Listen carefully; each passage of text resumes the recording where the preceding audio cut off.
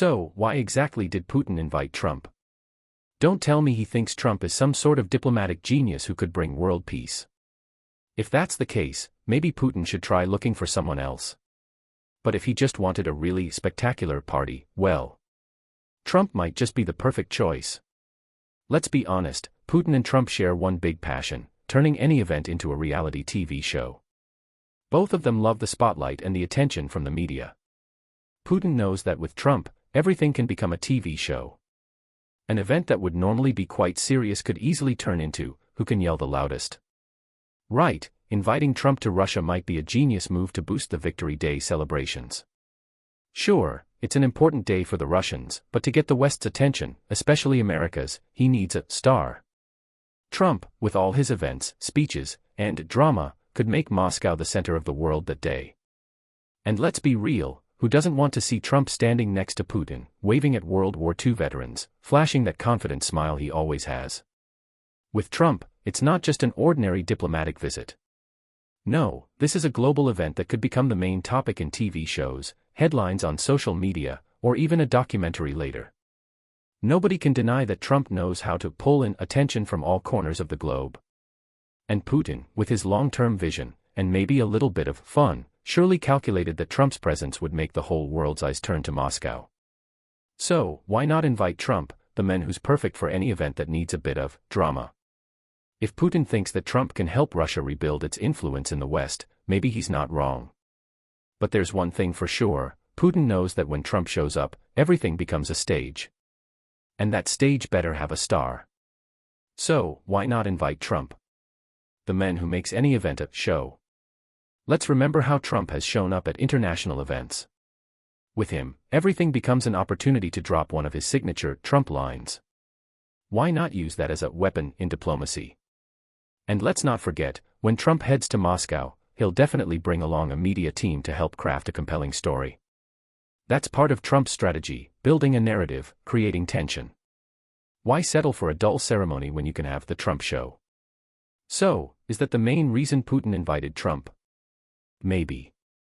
But we also can't deny that they share one thing: a love for public attention and a desire to be the leading figures in international programs.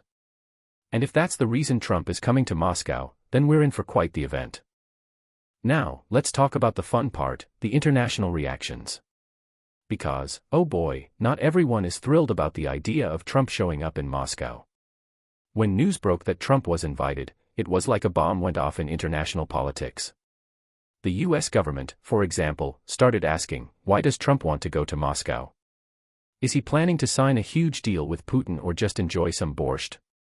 And, of course, this was the perfect opportunity for Trump's critics to start their own campaign of ridicule. They were quick to point out that Trump and Putin had been close for years. And the real question was, what will Trump give away in Moscow that we don't know about? Yes, Trump's visit to Moscow will surely stir up some drama. And it's nothing new for Trump. He's used to being the center of attention and getting flack for it. This trip will definitely ignite the usual criticisms from his political opponents. But hey, Trump has been dealing with that since day one, right?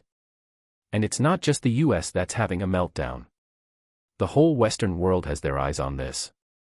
They're worried that this whole Trump-Putin buddy cop duo will undermine the sanctions they've been using to pressure Russia. I mean, could this be the moment where Russia and the West start holding hands again? Could this be Putin's secret weapon to soften the West's stance? And let's not forget, this is a golden opportunity for those who dislike Trump to turn the heat up. They'll probably say something like, see, Trump doesn't care about our allies, he's just in it for the fame. Yes, the drama is already writing itself. But hold on, the EU has a few things to say about all this. If the US is having its doubts, the EU has gone straight into full-on panic mode. They're not even pretending to be calm about this. The moment they heard that Trump might be attending Victory Day in Moscow, EU officials started worrying. They knew this could be Putin's way of splitting up the West. If Trump and Putin bond, who's going to stop Russia from walking all over Europe? Let's be honest, the EU is already exhausted from dealing with Putin. With the sanctions in place, they've been working hard to isolate Russia, and now here comes Trump, practically waltzing into Moscow like he's starring in his own personal episode of The Trump Show. The EU doesn't want to be the awkward third wheel in this geopolitical bromance. EU officials quickly voiced their concerns, and you could practically hear their collective sigh of exasperation. They don't want to see a world where Trump and Putin get cozy while Europe looks like the odd one out. They were quick to issue statements saying things like, "We won't let this affect our strategy," but honestly, who are they kidding? It's already affecting their strategy. While the US might be worried about what Trump might give away, the EU's worries are more about how this could split their unity. What if Trump and Putin start making backroom deals? What if this visit creates a divide between European countries and the US? The EU's nerves are definitely shot at this point. So, while Putin may be planning to use Trump as a weapon to weaken the West, the EU is already preparing for a diplomatic showdown. They'll be watching closely, and if this visit becomes anything more than a photo op, there will be some serious consequences for Europe. And let's not forget about their friendship. Oh yes, Putin and Trump's relationship has always been a topic of public fascination. It's almost like watching a buddy cop movie, except these guys are really bad at hiding their mutual admiration. Let's face it, their bromance is like that one pair of best friends in high school who get into trouble, but somehow, they always seem to make it look cool. Trump has always praised Putin for being a strong leader, and Putin has reciprocated, calling Trump a man of great courage. It's honestly like a political version of a celebrity Instagram friendship. "Oh, I love your work. You're doing amazing, sweetie." Is it any surprise that Putin invited Trump to Russia? Of course not. These two have been thick as thieves for years. Why wouldn't Putin take advantage of the situation and make sure that Trump, his most famous friend, is front and center at one of Russia's most important national holidays? Both of them are drawn to power, both love media attention, and both are willing to do whatever it takes to get their faces on TV. So, when the opportunity came to have Trump attend Victory Day in Moscow, Putin jumped at the chance. It's not just about politics, it's about making sure that the cameras never stop rolling. So, what's next for this dynamic duo? Well, expect more tweets, more interviews, and maybe even a joint press conference. Who knows? Maybe they'll even release a collaboration album. If nothing else, we know one thing: when Trump and Putin are in the same room, it's going to be a show. So, what's next? Will Trump's visit to Moscow change the course of history? Will it make global politics more chaotic? Or will it just become another chapter in the long saga of Trump's global adventures? The truth is, no one knows. But one thing is certain: this visit will generate headlines, memes, and possibly some of the most entertaining soundbites in recent political history. Regardless of the outcome, Trump's visit is bound to spark a whole new level of debate about America's role in the world and how close we should be to Russia. With Trump's history of saying things like, "I get along great with Putin," this visit could just be the start of a new chapter in US-Russia relations, whether we like it or not. There's never a dull moment when Trump is involved, and this visit to Moscow might just be the most entertaining international diplomatic event of the decade. So, the day has come and gone. Trump lands in Moscow, shakes hands with Putin, and, in true Trump fashion, delivers a speech so bold that even the Kremlin staff are taking notes for future political speeches. But what happens next? Is it the dawn of a new era of cooperation between the US and Russia, or just another political spectacle to add to Trump's collection of questionable international adventures? First, let's talk about the aftermath. If you thought the media frenzy around the actual visit was big, wait until the fallout hits.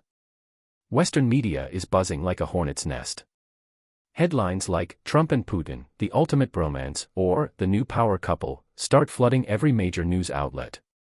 Meanwhile, in the US, political pundits start debating if this is a sign of Trump's shift in foreign policy or just another ego trip. Let's be honest, Trump's foreign policy usually revolves around the best Instagram-worthy moments, and boy, did he just get one. I can already hear the memes being created, with Trump photoshopped onto Putin's shoulders like a superhero sidekick. But the bigger question: what impact does this visit have on the rest of the world? The EU, as we predicted, is having a bit of a panic attack. The diplomatic community in Brussels is holding emergency meetings, furiously drafting press releases that sound more like damage control than actual diplomacy. Behind closed doors, EU officials are frantically trying to figure out whether to continue their tough stance on Russia or to give Putin the benefit of the doubt, because, let's face it, Europe doesn't exactly have a good cop, bad cop system with Russia. It's more like bad cop, worse cop. The irony here is that Trump, the man who once called NATO obsolete, is now part of an international effort to either redeem or destroy what's left of Western unity. His visit to Moscow, while appearing to strengthen ties with Russia, is also pushing Europe and the US into the awkward position of having to question their own alliances. In other words, Trump just got the Western world to rethink everything they thought they knew about international diplomacy. I mean, if it wasn't for him, Europe would have probably stuck to its own guns and still been tough on Russia. But now, with the Trump-Putin bromance in full swing, everyone's wondering what comes next. On the other side of the coin, we've got the pro-Trump camp, anxious to cheer on the fact that Trump is just doing what needs to be done and paving the way for peace. Oh, how optimistic. They've probably got flags ready to wave at the idea of Trump making America great again, by making Russia great again too, apparently. The man knows how to stir the pot, doesn't he? And let's not forget Trump's supporters in Russia. Putin is probably looking at the American media and laughing all the way to the Kremlin bank. For years, Russia has had to deal with economic sanctions and global isolation, and now, thanks to Trump, they're being seen in a new light, at least temporarily. It's a PR coup for Putin. He gets to play the role of the good guy, hosting a US president in the heart of Moscow, while also strategically using his ties with Trump to divide the Western bloc.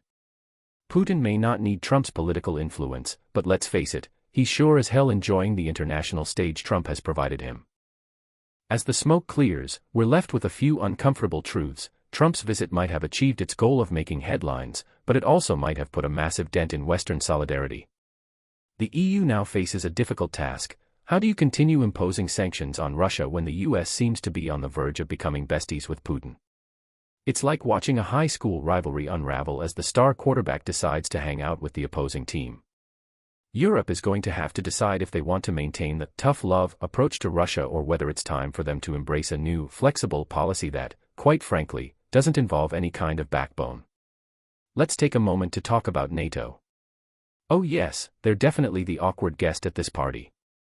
It's like showing up to a family reunion and realizing everyone's been talking behind your back about how they think you should change your hair.